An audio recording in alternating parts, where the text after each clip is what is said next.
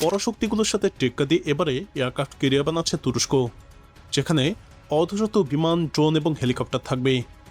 বিশ্ব যখন America Israel যুদ্ধ এবং সামুদ্রিক বিষয়ে ব্যস্ত, এমন সময় তুরস্ক তাদের নিজস্ব বিমানবাহী রণতরী মুগেম নির্মাণের পথে দ্রুত এগোচ্ছে।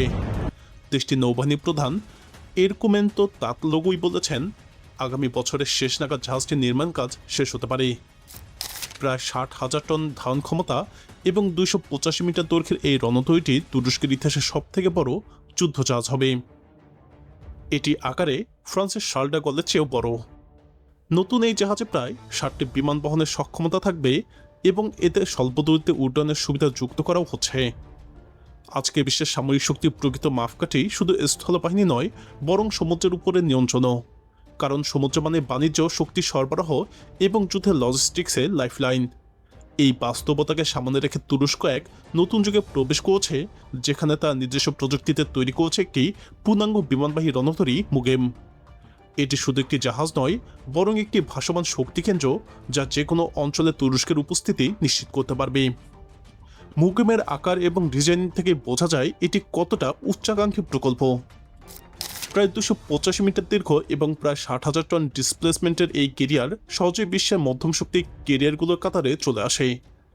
এটি এমনভাবে ডিজাইন করা হয়েছে যাতে দীর্ঘ সময় ধরে সমুদ্র থেকে অপারেশন চালানো যায়, অর্থাৎ শুধুমাত্র প্রতিরক্ষা নয়, বরং দূরের সমুদ্রের শক্তি প্রক্ষেপণের জন্য তৈরি। এই কেরিয়ারের সবথেকে বড় শক্তি হল এর এয়ারউইং। ধারণা করা হচ্ছে এটি একসাথে প্রায় 50 থেকে 60টির মতো ফাইটার জেট এবং ড্রোন বহন করতে পারবে। তবে এখানে বড় একটি পরিবর্তন লক্ষ্য করা যায়। তুরস্ক ভবিষ্যতের যুদ্ধকে মাথায় রেখে ড্রোন কেন্দ্রিক নৌশক্তি গড়ে তুলছে। বায়ারাক্টার TB3, গিজেলেলমা এবং আঙ্কা 3 এই ধরনের উন্নত ইউএভিগুলো এই কেরিয়ারের মূল আত্মঘাতী শক্তি হিসেবে কাজ করবে। এর ফলে পাইলটের ঝুঁকি কমবে এবং একই সাথে যুদ্ধক্ষেত্রে দীর্ঘ সময় ধরে নজরদারি এবং আক্রমণ চালানো সম্ভব হবে। গতি এবং অপারেশনাল রেঞ্জের দিক থেকেও মুগেম অত্যন্ত শক্তিশালী। এটি ঘন্টায় 25 নটিক্যাল মাইলেরও বেশি গতিতে চলতে পারবে এবং প্রায় 10,000 নটিক্যাল মাইল পর্যন্ত অপারেশন পরিচালনা করতে সক্ষম। এর অর্থ তুরস্ক শুধু নিজের উপকূলে সীমাবদ্ধ থাকবে না, বরং ভূমধ্যসাগর, লোহিত সাগর, এমনকি ভারত মহাসাগর পর্যন্ত তাদের উপস্থিতি নিশ্চিত করতে পারবে। এটি সরাসরি তুরস্ককে একটি ব্লু ওয়াটার নেভি শক্তিতে রূপান্তরের দিকে এগিয়ে নিয়ে যাচ্ছে। প্রতিরক্ষা ব্যবস্থার দিক থেকেও এই কেরিয়ার অত্যন্ত উন্নত। এতে আধুনিক ভার্টিক্যাল লঞ্চ সিস্টেম থাকবে, যা দূরপাল্লার মিসাইল প্রতিরোধ করতে সক্ষম। পাশাপাশি গোগদেনিজ CIWS এর মতো ক্লোজিং ওয়েপন সিস্টেম শত্রু আসন্ন মিসাইল বা ড্রোন ধ্বংস করতে পারবে। এছাড়াও বিভিন্ন রিমোট ওয়েপন সিস্টেম এবং লেয়ার ডিফেন্স আর্কিটেকচার এই জাহাজকে বহুমাত্রিক সুরক্ষা দেবে। অর্থাৎ এটি শুধু আক্রমণেই নয়, নিজের সুরক্ষাতেও অত্যন্ত দক্ষ। রাডার এবং ইলেকট্রনিক ওয়ারফেয়ার সিস্টেমের ক্ষেত্রে তুরস্ক নিজস্ব প্রযুক্তির উপরেই নির্ভর করছে। বিশেষ করে কাফরাট রাডার এই কেরিয়ারের চোখ এবং কান হিসেবে কাজ করবে। এটি শত শত কিলোমিটার দূরে লক্ষ্যবস্তুকে শনাক্ত করতে সক্ষম, যা যুদ্ধক্ষেত্রে আগাম সতর্কতা এবং সিদ্ধান্ত নেওয়ার ক্ষেত্রে বিশাল সুবিধা দেয়। এর সাথে যুক্ত থাকবে উন্নত ইলেকট্রনিক জ্যামিং এবং সিগন্যাল ইন্টেলিজেন্স সিস্টেম, যা শত্রুর যোগাযোগ এবং সেন্সর ব্যবস্থাকে দুর্বল করে দিতে পারবে। মুগেমের অপারেশনাল কাঠামোতেও রয়েছে ভবিষ্যতের চিন্তা। এটি এস্ট্রোবা পদ্ধতিতে বিমান উড্ডয়ন করবে, যেখানে স্কিজাম ব্যবহার করা হয়। তবে ভবিষ্যতে এটিতে কোটবার সিস্টেমে রূপান্তরের সম্ভাবনাও রাখা হয়েছে, যাতে আরও ভারী এবং উন্নত বিমান পরিচালনার সুযোগ তৈরি করবে।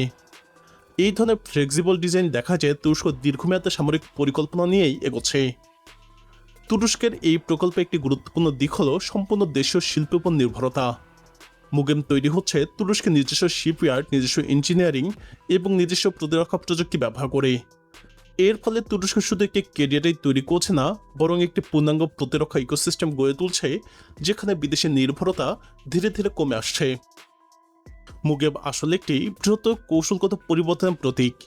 এটি প্রমাণ করে যে তুরস্ক এখন শুধু আঞ্চলিক শক্তি নয়, বরং বৈশ্বিক শক্তির কাতারে প্রবেশের প্রস্তুতি নিচ্ছে। একটি বিমানবাহী রণতরী মানে শুধু যুদ্ধ নয়, বরং কূটনীতি, শক্তি প্রদর্শন এবং প্রভাব বিস্তারও। আর সেদিক থেকে মুগেম তুরস্কের জন্য একটি গেম চেঞ্জার হতে পারে। বিশ্লেষকদের মতে দ্রুতই এই প্রকল্প এগিয়ে নেওয়ার মাধ্যমে তুরস্ক তাদের সামরিক শক্তি বাড়ানোর স্পষ্ট বাধা দিচ্ছে।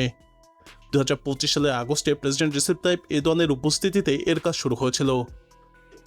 এদিকে ইসরায়েলের সঙ্গে উত্তেজনা বাড়ার প্রেক্ষাপটে তুরস্ক তাদের প্রতিরক্ষা খাতও জোর দিচ্ছে।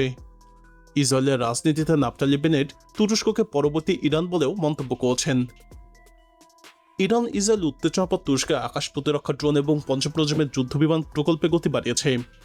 বিশেষজ্ঞদের মতে গ্রিস এবং সাইপ্রাসের সঙ্গে ইসরায়েলের ঘনিষ্ঠতা তুরস্ককে নৌক্ষমতা জোরদারে আরও আগ্রহী করে তুলছে। এই রণতরীতে মানববিহীন যুদ্ধবিমান কিজিলেলমা হুজেট এবং কান ফাইটারের মতো পঞ্চম প্রজন্মের ফাইটারের সম্ভাব্য নৌ সংস্করণ ব্যবহারের পরিকল্পনা রয়েছে। পাশাপাশি এআই নিয়ন্ত্রিত বাইরাক্টার টিভি ছিদ্রনও এতে মোতায়েন করা হতে পারে। বিশ্লেষকদের মতে এই প্রকল্প তুরস্কের প্রতিরক্ষা সক্ষমতা এবং আন্তর্জাতিক অবস্থানকে আরও শক্তিশালী করবে এবং ন্যাটোর ভিতরেও দেশটির গুরুত্ব বাড়াবে। তবে এর ফলে আঞ্চলিক উত্তেজনা বাড়তে পারে বলেও আশঙ্কা রয়েছে। যদিও আধুনিক যুদ্ধে বড় যুদ্ধজাহাজের কিছু দুর্বলতার সামনে এসেছে, বিশেষ করে ড্রোন এবং ক্ষেপণাস্ত্র হামলার ঝুঁকি, তবুও তুরস্কের এই রণতরীটিতে উন্নত প্রতিরক্ষা ব্যবস্থা রাখা হচ্ছে। একাধিক শিপইয়ার্ড এই প্রকল্পের কাজ একসঙ্গে করায় দ্রুত নির্মাণ সম্ভব হচ্ছে এবং ধারণা করা হচ্ছে 2030 সালের মধ্যে এটি পুরোপুরি কার্যকর হবে। বিশ্ব রাজনীতিতে একটি বাস্তবতা বারবার প্রমাণিত হয়েছে, যে দেশ সমুদ্র নিয়ন্ত্রণ করে সেই দেশেই অর্থনীতি এবং সামরিক শক্তির উপর আধিপত্য বিস্তার করতে পারে। আর এই বাস্তবতাকে সামনে রেখে তুরস্ক ধীরে ধীরে তার নৌবাহিনীকে এমন পর্যায়ে নিয়ে যাচ্ছে যেখানে তারা শুধু আঞ্চলিক নয়, বরং বৈশ্বিক শক্তি হিসেবেও নিজেকে প্রতিষ্ঠিত করতে চায়। তুরস্কের ভৌগোলিক অবস্থানেই তার নৌশক্তির গুরুত্ব নির্ধারণ করে দেয়। একদিকে ভূমধ্যসাগর, অন্যদিকে কৃষ্ণসাগর, এই দুই গুরুত্বপূর্ণ জলসীমার মাঝখানে অবস্থান তুরস্কের। বিশেষ করে বসফরাস প্রণালী এবং দার্দানালিস প্রণালী বিশ্বের অন্যতম গুরুত্ব সামুদ্রিক চোখ পয়েন্ট। এই পথ দিয়ে ইউরোপ, রাশিয়া, মধ্যপ্রাচ্যের বিশাল বাণিজ্য প্রবাহ চলাচল করে। ফলে এই অঞ্চলে নিয়ন্ত্রণ করা মানে শুধু সামরিক নয়, অর্থনৈতিক প্রভাবও প্রতিষ্ঠা করা। এ কারণে তুরস্ক উপলব্ধি করছে শুধু স্থল বাহিনী দিয়ে আধুনিক বিশ্বের শক্তিশালী হওয়া সম্ভব নয়। সমুদ্র নিয়ন্ত্রণ ছাড়া জ্বালানি সরবরাহ, বাণিজ্যিক রুট এবং কৌশলগত গভীরতা কিছুই নিরাপদ রাখা যায় না। তাই তারা ব্লু ওয়াটার নেভি ধারণার দিকে এগোচ্ছে, যার মাধ্যমে নিজ উপকূল ছাড়িয়ে দুই সমুদ্রেও সামরিক উপস্থিতি নিশ্চিত করা যায়। এই লক্ষ্য বাস্তবায়নে তুরস্ক গত এক দশকে ব্যাপক বিনিয়োগ শুরু করেছে। এর একটি বড় উদাহরণ হল টিসিজি আনাদলু, যা একাধারে একটি এমফিবিয়াস অ্যাসল্ট শিপ এবং লাইট এয়ারক্রাফট ক্যারিয়ার হিসেবে কাজ করে। এই জাহাজের মাধ্যমে তুরস্ক প্রথমবারের মতো সমুদ্র থেকে আকাশের শক্তি প্রক্ষেপণের ক্ষমতা অর্জন করেছে। কিন্তু তুরস্ক এখানেই থেমে নেই। তারা এখন আরও বড় এবং শক্তিশালী ক্যারিয়ার তৈরি করছে, মুগেম ক্লাস এয়ারক্রাফট ক্যারিয়ার। এই প্রকল্প দেখাচ্ছে যে তুরস্ক শুধু বর্তমান নয়, বরং ভবিষ্যৎ যুদ্ধের জন্য প্রস্তুতি নিচ্ছে। একটি পূর্ণাঙ্গ এয়ারক্রাফট ক্যারিয়ার মানে হলো যে কোনো অঞ্চলে দ্রুত সামরিক উপস্থিতি তৈরি করা, আকাশের নিয়ন্ত্রণ নেওয়া এবং দূরবর্তী অপারেশন পরিচালনা করা।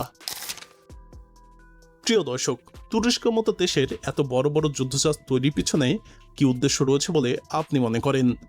আপনার মতামত কমেন্টে জানান।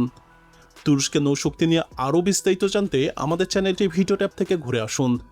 এই ভিডিওটি ভালো লাগলে লাইক বাটনে ক্লিক করুন। ভিডিওটি আপনার বন্ধুদের সাথে শেয়ার করে তাদেরকেও ভিডিওটি দেখার সুযোগ করে দিন।